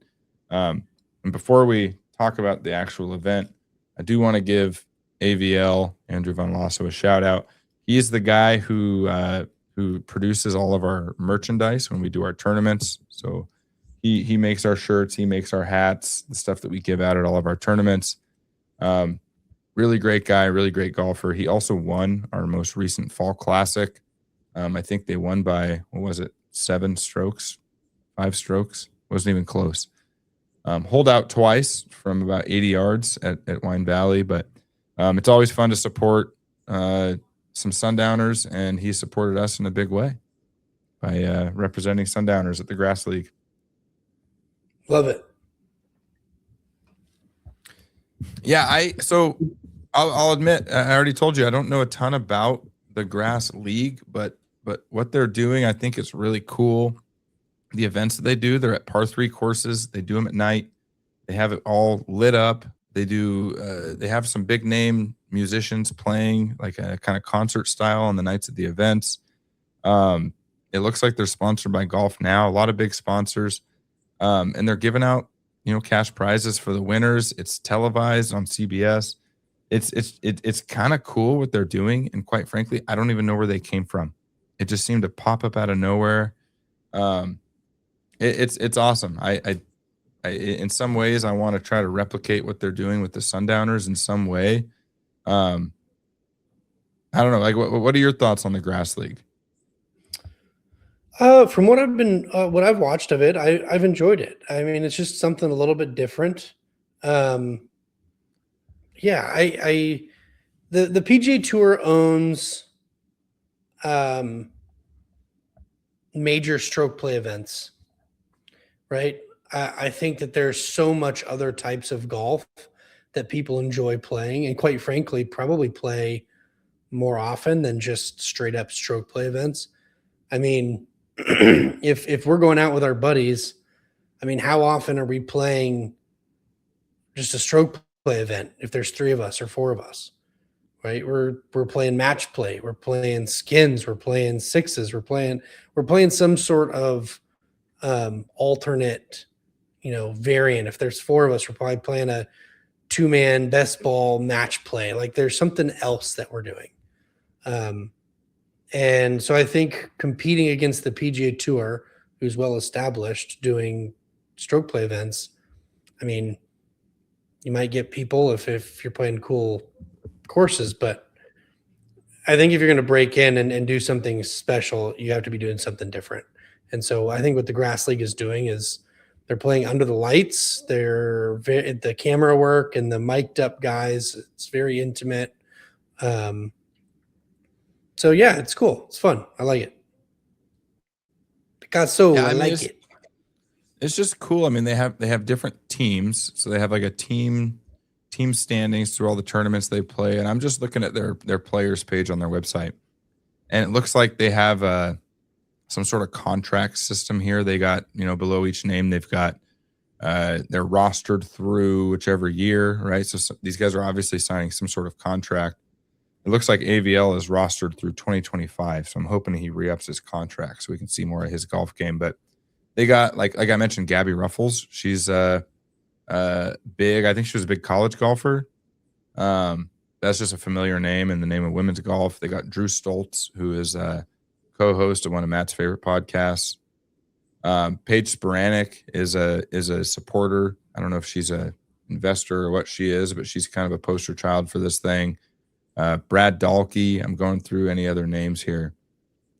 But it's got some serious backing. I'm curious to see where it goes. I was just, before we went online, I was looking at the purse, and I remember seeing the purse last year, and it didn't make me think twice. But this time, at $40,000 prize is substantial. Colt Knost is rostered through 25. That's another one of your favorite guys on that same podcast. Yeah, that team, that good team, actually has a few notable guys. Dahlke, I forgot the good guy. Colt Knost is on there. So Claire Hogel, she's big in the Instagram golf space. Joe Greiner, Max Homa's former caddy. He's on the San Diego Munis. George Gankus, he's big in the golf instruction game. Marty Fish, former MLB player. He always wins that tournament down in Tahoe. Yeah, they got some real deal players here. Garrett Clark is out here thinking of. I think he's the main good guy. Yeah. So anyhow, I'd actually love to get AVL on the podcast. It'd be interesting to interview him, just to kind of hear a little bit more about his upbringing, how he got into golf. It sounds like he's kind of in the golf world, he's kind of a mini celebrity, honestly. I know I've seen him on TV a few times in Golf's Longest Day, trying to qualify for some US Opens, and he's usually in the mix. And we got a little taste of it at our Fall Classic when he kind of mopped the floor of us. And honestly, yeah, he wasn't even the lowest handicap golfer playing that day, but he you can tell he's got some tournament experience, because it was kind of light work for him.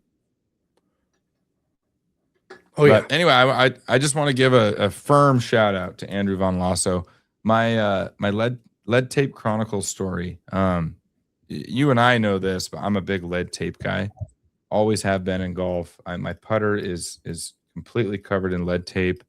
All of my wedges have lead tape on the back side of the face. And then on one of my wedges, I also have lead tape on the bottom of the handle. In a lot of ways, it's just a comfort thing. It's like having hot cocoa on a cold winter day. It's just what would make me feel better? A little bit more lead tape. And I came across the Lead Tape Chronicles page probably about 10 years ago when I was in college.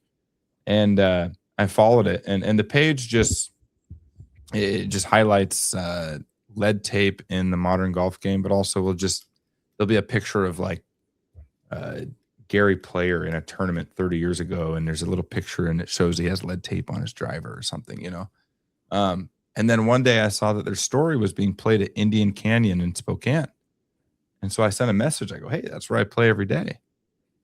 And he had, I can't remember what his reply was, but he's like, oh yeah, this is my home course. And I just felt, I don't know, like it felt like this Lead Tape Chronicles page had like 15,000 followers. I'm thinking I'm famous because I'm like, oh my God, I know this guy. We play at the same course. That's as far as that conversation went. But it was kind of a fun realization to realize that the guy that runs this page that it was one of my favorite pages to follow at the time, also plays at Indian Canyon. And then now he's, the guy that makes our merch and plays in our golf tournaments and plays in the grass league. It's cool stuff, man. And he's a lead tape guy. So I'm just getting started. So, hey, so I'm just realizing we're going hour 40. We're back on the saddle, baby. We're buzzing. But I had a thought, and I didn't. There's really nobody else in this world I wanted to share this thought with, or just commiserate on this than you, Matt. And I feel like right now it's a good time. So I don't follow a lot of college football. I know that Alabama's good. I know that Georgia's good. And I know that there's some sort of weird, quirky thing about the movie Rudy. But the Lane Kiffin thing, you can't avoid the Lane Kiffin thing. And right, I've known Lane Kiffin's name, and I don't quite literally up until now. I mean, maybe even still now, I don't know if he's considered a good football coach. I think I remember Lane Kiffin's name coming up because of some sort of contract he signed with Ole Miss like 6 years ago. But anyhow, if I had to list like the names of good college football coaches, I would say like Nick Saban. I don't even know their names. Kirby Smart, Georgia, the Ohio State guy. What's his name? Ryan Day. Good job. Anyhow, so I know like the guys that people should know. And I know Lane Kiffin's name, but not because I know he's a good coach. But anyhow, he recently signed a deal with LSU. When his contract details came out, he signed a 7-year, $91 million deal. 85% of that's guaranteed. If Ole Miss wins the national championship this year, he gets $1 million bonus. LSU also offered to so he's selling his house at Ole Miss, and they offered to pay up to $500,000 in the difference between what he sells his home for in Mississippi and what he buys his home for in LSU. So essentially, they're just rolling a big red carpet down to the bayou. And you read the articles about just kind of maybe how sloppy this was, right? So, and I only know all this stuff from the articles I read. I don't follow college football, but it sounds like Ole Miss is going to make the playoffs. They have a non-0% chance of winning the national championship. And Lane Kiffin takes this deal right before the college football playoffs. And it's been a heated discussion in the sports world about it's kind of messed up what he did. And one of the first comments I see on these articles or Facebook posts or whatever is the same age-old live golf argument of, you're telling me you wouldn't take a pay raise. You're telling me you wouldn't immediately jump ship and take more money. And so it's just, can I jump in? Because I know what you're asking. I know what you're asking. Is Lane Kiffin a bad guy because he's leaving Ole Miss and going to LSU? Right? That's the question. Well, let me just say my feeling on it first, and I'll let you respond, because it's not really a question. But I think I get tired of seeing people go to bat for guys like Lane Kiffin in this instance, simply because you're telling me you wouldn't take an automatic pay raise. Because I don't make what would it be, $13 $15-16 million a year. I don't know what Lane Kiffin was making at Ole Miss, but I'm assuming it was in the more than $5 million a year range. I don't make that much money. And I can tell you, like, leaving my job at a particular time is worth something to me. And I don't know what my football team is going to go to the college football playoffs comparison is for my job. But to just ignore that and go to bat for a guy saying, well, you're telling me you wouldn't do that. And I think what I'm trying to say is I don't know that I would do that in every scenario. There is a certain level of like respect you have for the people you work with and work around, to where I think I can honestly say I wouldn't leave. And I'm not a big company guy per se, but I think there's a certain level of like reputation and respect and professional respect you got to have for people, to where I think I can honestly say, if some company comes up to me and says, we're going to double your salary, you need to leave right now. Sure. Would I probably take it? Yeah, but it would be it wouldn't be as messy as what Lane Kiffin has been doing. Maybe that's what I'm trying to say is I don't think he's a bad guy for doing it. I think I would take that job in a heartbeat. 100%, especially when you read the contract details. This is a complete win. Like, he hit the jackpot.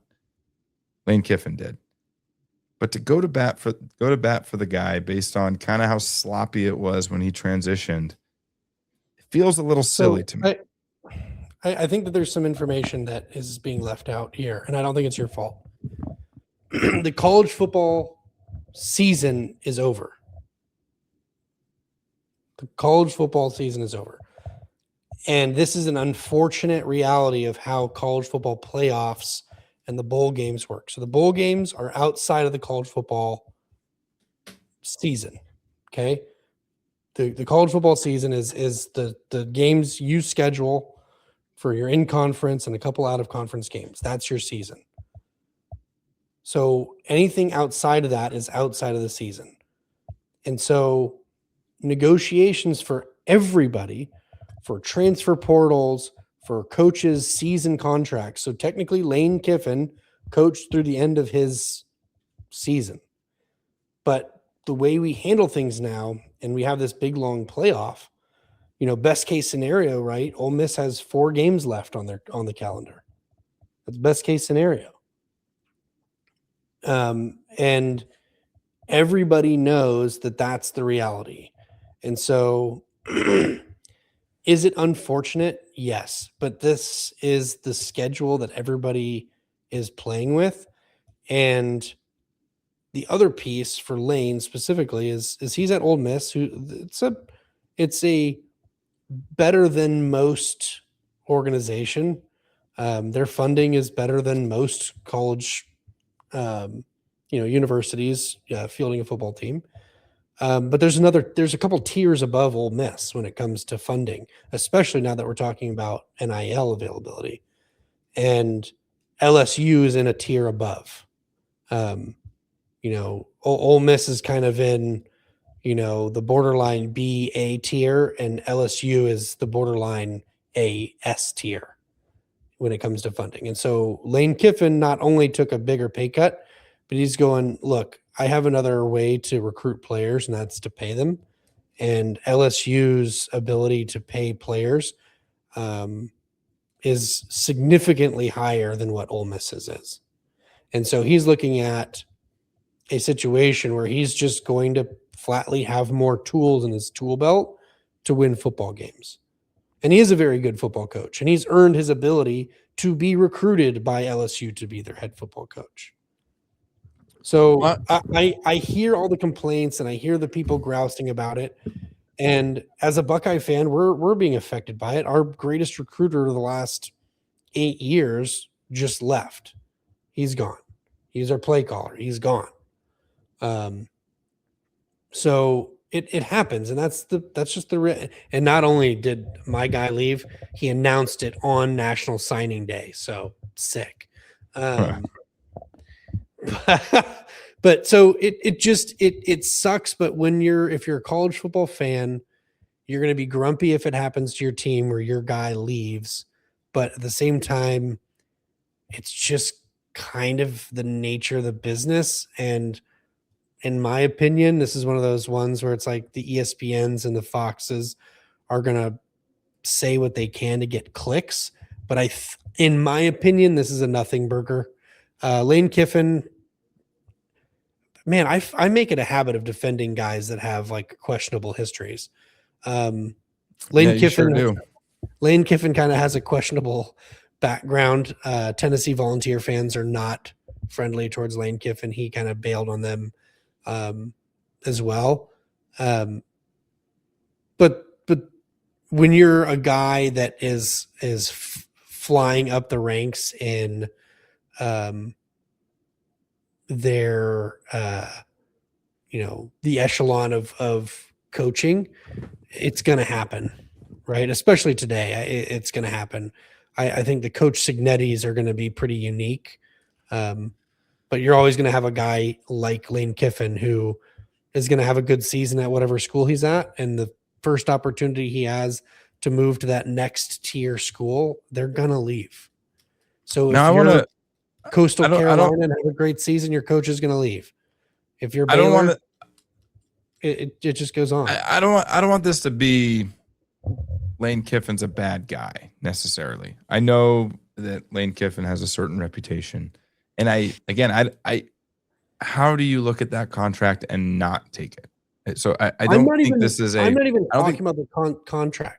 Outside of the money, I'm just talking tools in the tool belt to build a football team and tier of university, right? Like if you're recruiting for LSU, if you go into a kid's living room with the parents and everybody, and you're going to be like, hey man, do you want to come play at Death Valley at night? Like that's a little bit easier to hype a kid up about than going to Ole Miss. That's the fact. So my main point here is this. It drives me nuts that people can just use that as their argument and not even be willing to have the discussion and simply say, you're telling me you wouldn't take a pay raise? It's like, well, hey, I think it's worth having a discussion about this particular move and how it was handled. I don't blame Lane Kiffin. I think a lot of people might look at it and say, if your goal, this is like if I'm on a Stanley Cup contending team and I take another deal for another team and I leave at the trade deadline because they're paying me more money. You obviously are going to have people question, well, wait a second, don't you want to win a cup or do you want more money? And I think that's what's happening right now with Lane Kiffin. He has an opportunity to win a championship and he's leaving to, in reality, probably take a higher chance of winning a championship. But hold on a second, let me finish this. I don't like that we think it's okay just to end an argument with, well, you wouldn't take a job for more money. And it's like, well, there's more to debate than just that. I don't think it's even debatable that this is like the lottery of contracts, right? And everything you're saying is true, right? It's like he's going to not only taking a better contract, but he's also going to a much better program, a program that he can build a national championship team around. I don't think that's even really a debate. But I don't want to have a debate with someone who says, you're telling me you wouldn't just take a higher paying job. So, well, can we even talk about it then? Well, I think that's why it's easy to be kind of understanding of the decision he's made. Is because when you're the athlete, right? I mean, this example you used is you're on a cup contending team. Players don't get bonuses or extra money to stay on that team necessarily. They usually have to take team-friendly deals to keep that team together because there's a salary cap. And so it's usually the opposite. It's like, if I'm a free agent, coming into this hockey season and the Avalanche are going to pay me $5 million a year to be, on their team, or I can go you'd be in heaven. Or I'd go to Calgary and make, 7.5, like 8. It's like, well, okay, so more money in Calgary or less money, and I'm on a legit cup contender. I'm on a fourth line. So so those are the kind of the things you weigh. And Lane's opportunity here is So I get more money to spend on players. I get facilities and name reputation that's better than Ole Miss. The facilities are better at Ole Miss. Like basically everything at LSU is better than Ole Miss. And I get more money. Like me getting more money is like, well, I would take this job, same money, but you're going to triple it. Also, yeah. If Lane Kiffin ever has this guilt, let's say Lane Kiffin never wins a national championship, and he has this what could have been feeling. If Ole Miss wins the national championship this year without him, he gets $1 million. No chance. See, here's the thing. He gets here's $1 the million. other thing. I meant to bring it up. Here's the thing. Ole Miss is not winning a national championship this year. Have they announced the college football playoffs? Yeah. I'm assuming Ole Miss is one of them. Yeah, they're in, and I believe they play. Oh, they play who? What team is that? Tulane first, and then if they win that game, they play Georgia. So here's the thing: it's Tulane they should beat, but I don't think. I think when you have this mess going on, so let's assume Lane is there and nothing crazy happened. They make it past Tulane. They don't make it past Georgia. And if by some chance they make it past Georgia, they don't make it past Ohio State. So it's like there's so many other teams left that they just don't have a chance, even if Lane stayed and none of this crazy stuff happened. Like they're just not it. They're just not. So right. It makes sense that he left. This is your college football moment from a guy who watches no college football. But sometimes I think in sports, and I know you feel this way, that the best part about being a fan of any sport is the arguments, the debates, the irrational love or hate for a team or a person. And it's fun to talk about. And it drives me nuts when someone tries to stifle my argument. People try to stifle my argument with stupid comparisons, stupid metaphors, stupid examples of why my feeling is wrong. And I don't like it. Okay. I want to debate Lane Kiffin. Okay. I don't want to be told, well, did you look at his deal? You're telling me you wouldn't take it? It's like, no, I probably would. I 100% would. But I want to debate about it. All right. That's it. I just want to argue about it. That's why I didn't mention it. You can roll the tape back. I did not argue his contract. No, his contract's stinking sweet, man. It's like it is though. Also, it's so Lane Kiffin said that he doesn't read the contract details ever. He never has. And I'm just thinking, in his contract is a piece about selling his home and buying his home in LSU. And I'm like, you're telling me you signed this deal, your agent drafted it up, your agent ironed out all the details, and then you're going to go home and tell your wife. There's no way he didn't know about that contract. But he's saying he doesn't know the details. I think that's his way of saying this wasn't about the money, it's about the program. And maybe it was, but he knew about that contract detail. Otherwise, there wouldn't have been a little snippet about the buying and selling of his home without his wife knowing. Yeah. No way. No way. Yeah. Maybe you're right. Shoot a straight lane. Also, what's the deal with, and this will be my last point because it's getting late, but what's the deal with these like pictures floating around of like Lane Kiffin messaging girls on Snapchat and stuff? Is that a real thing? Is that a not real thing? I don't know. I saw something about that earlier today and I didn't have time to look into it, but yeah, that's weird. What was the, who was the guy that coached for the Jaguars? And he coached in the NFL for like 2 years. I think he was the Clemson coach before that. What was his name? Jaguars? The Jacksonville Jaguars? He coached for the Jacksonville Jaguars. Because Dabo Sweeney is the Clemson guy right now, and he's been there for like 15 or 16 years. Oh, Who am I thinking of? They were a coach for the Jacksonville Jaguars. Maybe it wasn't Clemson. Gosh dang it. But anyhow, there was like pictures of him floating around with his hands like down the pants of some girl at a bar in Florida. Oh. Who was Yeah, this? it's funny that I missed this because it's a former Buckeye head coach, Urban Meyer. Urban Meyer. Who did he Oh, so it was Ohio State then? He was at Ohio State and then he left and coached Jacksonville. Yeah. Okay. So that's who I'm thinking of. Okay. I just got some Urban Meyer vibes when I was seeing these posts about Lane Kiffin. My first college football game experience, Urban Meyer was on the sidelines. Big something, isn't it? Utah versus Colorado State. First collegiate quarterback to throw for 2,000 and rush for 1,000. If you could name him, I will buy you any dinner you want. Was playing in that. Urban Meyer's one of them.